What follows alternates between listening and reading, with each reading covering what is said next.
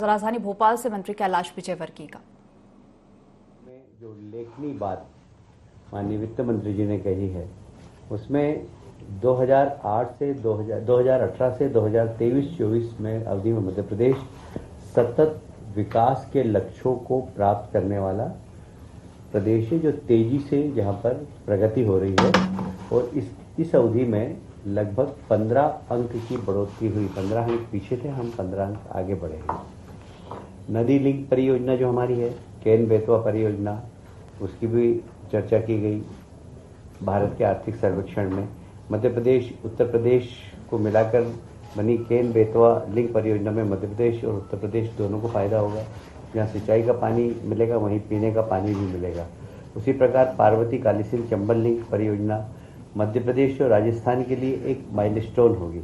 इन दोनों ही प्रदेशों के 13 जिले जहाँ पीने का पानी मिलेगा, सिंचाई का पानी मिलेगा। यह लगभग योजना 72,000 करोड़ में की है योजना, जिसमें 35,000 करोड़ राज्य सरकार के लगेंगे। हमारे यहाँ बड़वानी और खरगोन जिले में कच्चे डाइवर्शन आधारित सिंचाई प्रणाली, जिससे थोड़ा सा लिफ्ट इरिगेशन को परिवर्तित करके बनाया गया है। इसमें इस प्रणाली के माध्यम से जल खेतों तक पहुंच रहा है और इसको एक आइडियल प्रणाली भारत सरकार ने माना है और उसमें मध्य प्रदेश सरकार की पीठ थपथपाई है। अगर हम खेती के उत्पादन की बात करें तो दलहन उत्पादन में मध्य प्रदेश प्रथम नंबर पर है, तिलहन उत्पादन पर दूसरे नंबर पर है और दलहन उत्पादन का लगभग 1/4 देश में, तिलहन उत्पादन का 5वां हिस्सा मध्य प्रदेश पैदा करता है। सोयाबीन में नंबर 1 है, चना गेहूँ के उत्पादन में मध्य प्रदेश नंबर 1 है, जो देश के उत्पादन का लगभग 42%, 28% और 19% का योगदान देता है। ये सब भारत सरकार के सर्वेक्षण की रिपोर्ट में आपको अवगत करा रहा हूँ। मध्य प्रदेश में कुल जो खाद्यान्न उत्पादन में भारत में मध्य प्रदेश दूसरे नंबर पर है। राज्य में मक्का, मोटे अनाज, मूंगफली और मस्टर्ड के उत्पादन में भी हम लोग तीसरे नंबर पर हैं। मध्य प्रदेश में 7 पीएम मित्र पार्कों में से एक कपड़ा उद्योग को बढ़ावा देने के लिए धार जिले में लगभग 4,445 करोड़ की योजना यहाँ पर स्वीकृत की गई है, जिसमें हमारे आदिवासी भाइयों को बड़ी संख्या में रोजगार मिलेगा। सीमेंट उत्पादन में भी मध्य प्रदेश 5वें स्थान पर है और विशेषकर मैं उल्लेख करूँगा इंदौर का जो हमारा बायो सीएनजी प्लांट है, उसके बारे में भी, उसके ऊपर केस स्टडी होना चाहिए। भारत सरकार ने अपने आर्थिक सर्वेक्षण में देश के अन्य नगर निगमों को भी ये संदेश दिया है। इसमें रोजाना लगभग 45,000 क्यूबिक मीटर बायोगैस का उत्पादन होता है।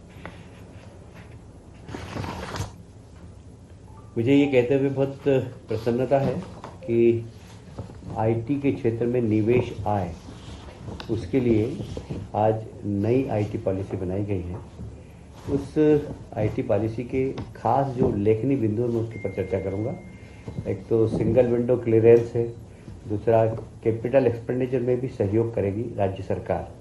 फिर जितने भी बीओपी वगैरह खुलते हैं उनके किराए में सहयोग करेगी, सहायता करेगी राज्य सरकार। कुल मिलाकर रोजगार को बढ़ावा देने के लिए यह आईटी पॉलिसी लाई गई है।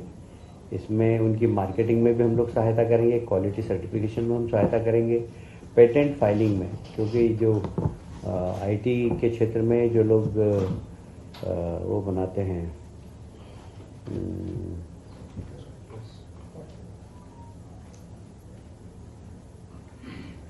सस्ती दरों पर भूमि भी हम देने वाले हैं और stamp duty, registration, property tax, इसमें सब में छूट देने का निर्णय लिया।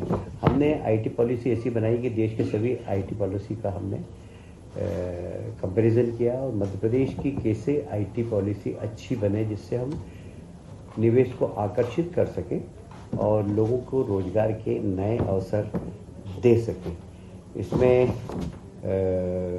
मैंने पहले ही बता दिया, ज़मीन में छूट, क्वालिटी में उनका राज्य सरकार सहयोग करेगी। अगर किराए के बीपीओ बनाते हैं तो किराए की छूट देगी।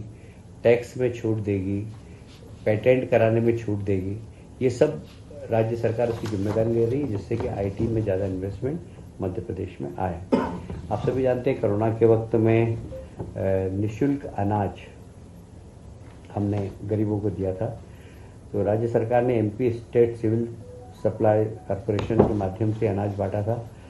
आज हमने उनको 75 करोड़ रुपए की राशि आवंटित की है, क्योंकि यह अनाज गरीबों को निःशुल्क बांटा गया था। हमारे वित्त मंत्री जी के आग्रह पर मंदसौर जिले में एक तहसील धुंधड़ का भी आज नई घोषित की है।